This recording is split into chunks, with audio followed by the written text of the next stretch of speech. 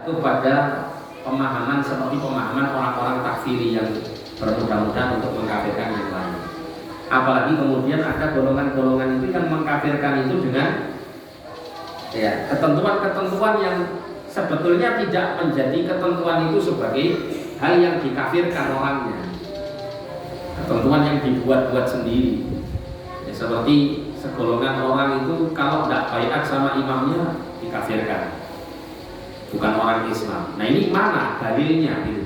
Dalil yang benar-benar menunjukkan bahwa orang kalau tidak berbaiat kepada imam tertentu itu kafir, keluar dari agama. Tidak ada seperti itu. Nah ini poin yang harus dipahami.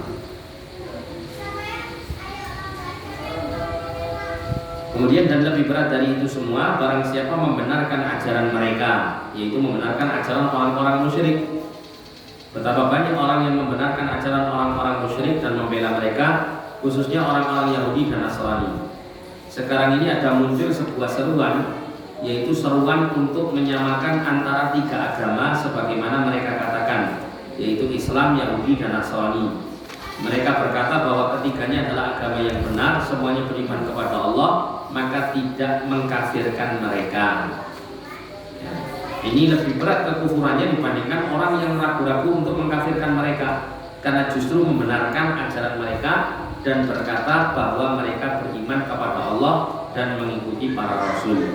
Jadi ini lebih berat kekufurannya daripada sekedar meragukan orang Nasrani itu kafir apa enggak ya. Itu lebih berat orang yang mengatakan bahwa orang Nasrani tidak kafir. Jadi ada tiga tahapannya di sini. Dikatakan siapa yang tidak mengkafirkan orang musyrikin, dia diam, tidak mau menyatakan Nasrani Yahudi kafir misalnya, dia diam, tidak mengkafirkannya. Nah ini jelas apa? Misalnya kalau Anda ditanya orang Yahudi, orang Nasrani kafir tidak? Anda diam. Nah diamnya Anda ini menunjukkan apa? Keraguan-keraguan, kan gitu ya? Atau misalnya Anda mengatakan, saya nggak tahu ya orang Yahudi Nasrani kafir atau enggak. Padahal jelas-jelas apa? Quran dan Sunnah menyatakan kafir. Itu lebih parah daripada yang diam. Tapi sama-sama kufurnya gitu ya. Ada lebih parah lagi yang mengatakan orang Yahudi, orang Nasrani tidak kafir. Nah itu lebih parah lagi. Jadi tiga hal ini sama-sama apa? Sama-sama kafir, keluar dari agama. Ini ngomong singkat, melu dari awal itu bingung, ngomong ngaji kopar kafir. Makanya kalau ngaji seperti ini harus gak ngantuk gitu ya, harus fokus. Jadi biar gak keliru. Jadi seperti itu. Nah di masa sekarang itu Pak banyak seperti ini, gerakan-gerakan yang membuat kaum muslimin itu tidak berani tegas menyatakan kalau orang kafir, orang musyrik itu kafir dan musyrik. Harusnya apa? Tegas menyatakan kafir dan musyriknya orang-orang kafir dan orang musyrik ya, bukan kaum muslimin. Tapi kafir dan orang musyrik harus tegas supaya apa? Terbedakan mana yang iman dan mana yang kufur, supaya orang itu paham. Jadi subhat-subhat mereka sebenarnya subhat yang seperti sarang laba-laba, kelihatannya kuat tapi padahal apa? Lemah sekali. Seperti contoh orang-orang liberal itu, orang-orang kafir liberal itu mengatakan bahwa iblis itu makhluk paling bertauhid kepada Allah. Kenapa? Karena iblis disuruh sujud kepada Adam, tidak mau, maunya hanya sujud kepada siapa? Kepada Allah Subhanahu wa Ta'ala. Bukankah itu adalah merupakan realisasi dari kalimat la ilaha illallah. Ini kalau untuk orang yang gak ngerti belas tentang agama ya. Padahal di dalam Quran siapa yang mengkafirkan iblis? Allah yang mengkafirkan iblis. Aba wastakbara wa kana minal kafirin. Dia enggak mau sujud kepada Adam, dan tentunya di sini bukan sujud ibadah kan gitu ya. Dan apa alasannya nggak mau sujud kepada Adam? Istikbar, sombong, tidak mengatakan ya Allah saya nggak mau sujud kepada Adam karena saya tulus hanya sujudnya kepadamu. Tidak ada seperti itu perkataan iblis. Karena sombongnya, justru dia mengatakan, kenapa saya nggak mau sujud? Karena saya lebih baik daripada Adam. Bukan karena saya nggak mau sujud kecuali kepada engkau. Maka kemudian dikafirkan oleh Allah, wa kana minal kafirin, dan dia termasuk dari golongan orang-orang kafir. Justru orang yang mengatakan iblis nggak kafir, ini kafir dia gitu. Kenapa? Karena mengingkari Al-Quran, mengingkari Allah yang menyatakan kafirnya iblis. Kita katakan kepada mereka, ya. Nah, dikatakan di sini ya. Jadi ini lebih berat kekufurannya dibandingkan orang yang ragu-ragu untuk mengkafirkan mereka, karena justru membenarkan ajaran mereka dan berkata bahwa mereka beriman kepada Allah dan mengikuti para rasul. Orang-orang Yahudi mengikuti Musa dan orang-orang Nasrani mengikuti Isa. Kita katakan kepada mereka, sebenarnya mereka itu tidak mengikuti Musa ataupun Isa. Kalau mereka mengikuti keduanya, niscaya mereka beriman kepada Muhammad SAW. Karena Musa dan Isa memberi kabar gembira dengan kedatangan Muhammad SAW, dan dia disebut di dalam Taurat dan Injil. Kitab Taurat yang diturunkan kepada Musa, di dalamnya disebutkan Muhammad SAW. Allah berfirman, alladzina yattabi'una ar-rasula an-nabiyyal ummiyya alladzi yajidunahu maktuban 'indahum fit Taurat wal Injil. Yaitu orang-orang yang mengikuti Rasul Nabi yang ummi, yang namanya mereka dapati tertulis di dalam Taurat dan Injil yang ada di sisi mereka. Ya, kitab Injil yang diturunkan kepada Isa, di dalamnya disebutkan Muhammad SAW. Bahkan Isa alaihissalam berterus terang dengan hal ini dan mengatakan dalam Quran surat As-Saff ayat 6, ya Bani Israel, inni Rasulullah ilaikum musaddiqan lima baina yadayya minat Taurati wa mubasysyiran bi rasulin ya'ti min ba'di ismuhu Ahmad. Wahai Bani Israel, sesungguhnya aku adalah utusan Allah kepadamu, membenarkan kitab sebelummu yaitu Taurat, dan memberi kabar gembira dengan datangnya seorang Rasul yang akan datang sesudahku, yang namanya adalah Ahmad, yaitu yang dimaksud adalah Nabi Muhammad. Ini adalah yang dikatakan oleh Nabi Isa dalam seruannya. Dikatakan Syekh di sini, siapa yang datang setelah Isa alaihissalam? Itu Nabi kita Muhammad sallallahu alaihi wasallam. Dia mempunyai banyak nama. Allah mengatakan dalam Quran surah Al-Baqarah 146, alladzina atainahumul kitaba ya'rifunahu kama ya'rifuna abna'ahum. Orang-orang yang diberikan kitab atas mereka mengenal Nabi sallallahu alaihi wasallam, mengenal Muhammad sallallahu, sebagaimana mereka mengenal anak-anak mereka. Wa inna fariqam minhum la yaktumuna al-haqqa wa hum ya'lamun, dan sesungguhnya sebagian di antara mereka menyembunyikan kebenaran padahal mereka mengetahui. Ini orang-orang Yahudi atau orang-orang Nasrani yang mereka adalah dari kalangan para ulama-ulama. Digambarkan oleh Allah mereka itu mengenal Nabi SAW seperti mengenal anak-anak mereka. Ini menunjukkan bagaimana interaksi mereka kepada kitab mereka sangat kuat. Ya, mereka terus mempelajari kitab mereka itu sangat kuat sampai mereka mengenal betul sifat seorang Nabi yang nanti di akhir zaman akan keluar, yaitu Nabi Muhammad SAW. Sehingga ketika mereka mengingkari Nabi Muhammad SAW, mereka mengingkarinya bukan dengan dasar kebodohan, tapi dengan dasar ilmu. Nah ini Pak, ini penyakitnya ahli ilmu itu begini, bahaya. Ada di antara ahli ilmu itu yang karena kesombongannya dengan ilmu yang Allah berikan kepadanya justru membuat dia tersesat, justru membuat dia tidak mengikuti kebenaran yang telah dia ketahui.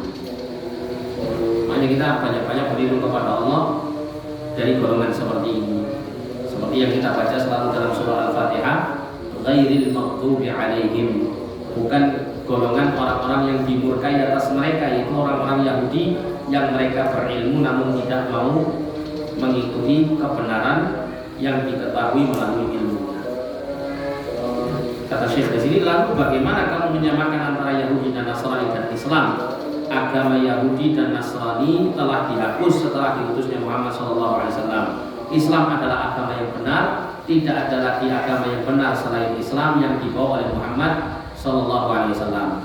Barang siapa tidak masuk Islam dan beriman kepada Muhammad SAW, maka ia adalah orang kafir, baik itu golongan Yahudi atau Nasrani, penyembah berhala atau kelompok ateis. Maka setiap yang tidak beriman kepada Muhammad SAW adalah orang kafir. Nah, insyaallah untuk penjelasan Syekh berikutnya mengenai hal ini kita akan baca pada pertemuan yang akan datang di Indonesia. Sebelum ditutup mungkin ada yang mau bertanya. Iya, silakan. Assalamualaikum warahmatullahi wabarakatuh. Yang sudah kata-kata penulisan apakah ini definisi secara sains atau bahasa, karena kemarin sempat bilang bahwa untuk ngomong kafir non muslim aja lah seperti itu. Apakah termasuk bisa mengkafirkan? Untuk kafir tapi seluruh muslim aja. Iya. Ya tergantung latar belakang atau motivasi orang mengatakan seperti itu. Kalau yang dimaksud di situ adalah kalau kita menggunakan istilah kafir itu kok kesannya keras gitu ya, bukan dengan tujuan untuk meragukan kekufuran orang-orang kafir, maka yang seperti ini tidak menjadikan dia kafir. Tapi kalau dia ini mengatakan jangan kau sebut orang-orang kafir atau orang-orang ahli kitab Yahudi Nasrani dengan sebutan orang kafir, itu karena tidak mau mengkafirkan mereka. Memang karena motivasi dan tujuannya memang tidak mau mengkafirkan mereka, maka ini jelas-jelas dia tergolong sebagai orang yang kafir. Tapi kalau dari konteks yang disampaikan, jangan kau sebut mereka kafir, tapi cukup sebut non muslim saja. Ini kalau yang kami tangkap ya dari apa yang disampaikan itu hanya dengan tujuan untuk memperhalus penyebutan.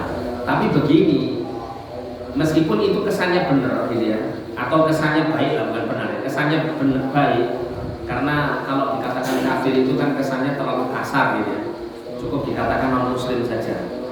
Maka kita katakan loh, ini istilah agama gitu ya, istilah agama.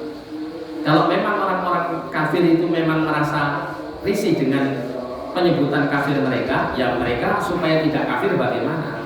Masuk Islam saja kan gitu. Kalau untuk agama kita cara pandang ini memang istilah dalam agama kita. Nah, mereka juga mengkafirkan kita mungkin demikian dengan istilah-istilah yang mereka gunakan kan begitu. Dan kita tidak ada masalah gitu. Harusnya begitu. Kenapa? Karena dikhawatirkan kalau hal-hal seperti ini itu dimunculkan, nanti lambat laun banyak istilah-istilah agama itu yang mulai disingkirkan. Nanti yang terjadi malah timbul gak jelas gitu. Orang itu akan sulit untuk memahami agamanya dengan istilah-istilah baru yang keluar. Seperti sekarang ini kita, wallahu a'lam ya, ini pernah saya dengar itu ada beberapa kalimat-kalimat yang kemudian dijadikan sebagai satu alasan orang itu bisa dihukum, dipidanakan. Padahal istilah-istilah ini adalah istilah-istilah agama. Kalau tidak salah ya, saya pernah dengar. Nah ini kan bahaya seperti itu. Ini bagian dari agama. Misalnya orang kalau ngomong ke orang kafir gitu, oh itu orang kafir gitu ya. Dia itu orang kafir. Terus kemudian karena sebab ini akhirnya kita kena undang-undang apa? Pencemaran nama baik. Padahal dia memang orang kafir, Nasrani, Yahudi memang begitu. Nah kan repot seperti ini nanti. Ini istilah-istilah yang tidak boleh kita ganti dengan yang lain ya, dalam arti dengan tujuan untuk menggeser istilah-istilah agama ini dengan istilah-istilah yang baru yang malah jadi rancu, nanti malah jadi agama ini sulit untuk dipahami dengan baik dengan munculnya hal-hal yang seperti ini. Kok dengan kita mengatakan kafirnya orang Yahudi Nasrani ya kita tidak melakukan tindakan ekstrim dalam arti di sini melakukan kezaliman kepada mereka, kan tidak begitu. Tapi itu adalah ungkapan agama yang untuk menjelaskan ya, bahwa ada sesuatu batasan gitu antara iman dan kekufuran. Iman itu orangnya mukmin disebut mukmin, kufur itu orangnya disebut kafir, supaya terbedakan gitu. Kalau hanya sekedar dikatakan non muslim kan kesannya kesan yang didapatkan itu meskipun non muslim nggak ada masalah kan gitu. Pada akhirnya ya orang muslim akan berpikiran kalau muslim non muslim apa sih bedanya? Nggak ada perbedaan. Tapi kalau mukmin dan kafir jelas ada perbedaan. Ada perbedaannya. Sehingga mukmin ya berusaha untuk menjaga keimanannya supaya tidak kafir, kan gitu. Yang kafir mungkin akan merasa dirinya saya kafir ya. Seharusnya saya jadi mukmin. Misalnya begini. Rahmatullah wa ini cukup ya. Kita tutup dengan kafaratul majelis. Jazakumullahu khairan wa barakallahu fikum. Subhanallah wa bihamdihi. Asyhadu an la ilaha illa anta